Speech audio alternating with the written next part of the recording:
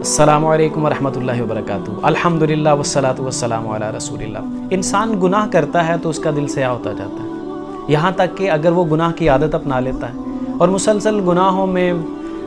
جو اس کی طبیعت اور مزاج گناہ کا بنتا جاتا ہے اور گناہ اس کے وجود میں رچ بس جاتا ہے تو اس کا دل سیاہ ہو جاتا ہے۔ حدیث میں آتا ہے کہ جب بندہ گناہ کرتا ہے تو اس کے دل پر ایک سیاہ نقطہ بنتا ہے، اور وہ گناہ کرنے کے بعد اگر توبہ کرتا ہے تو اس کا وہ نقطہ دھل جاتا ہے، وہ گناہ یوں ختم ہو جاتا ہے کہ جیسے اس نے وہ خطا کی نہیں ہے۔ اور اگر وہ غلطی کر کے گناہ کر کے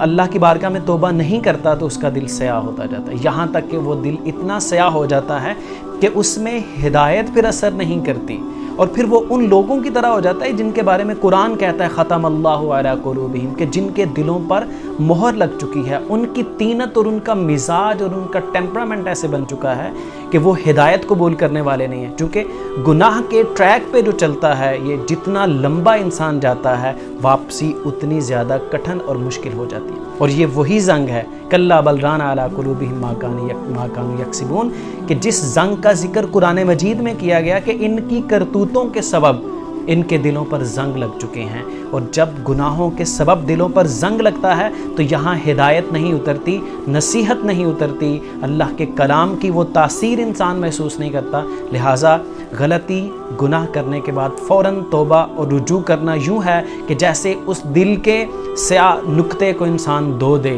اللہ ہمیں ایسی عادت اپنانے کی توفیق عطا فرمائے اور توبہ کی عادت اپنانے کی توفیق عطا فرمائے۔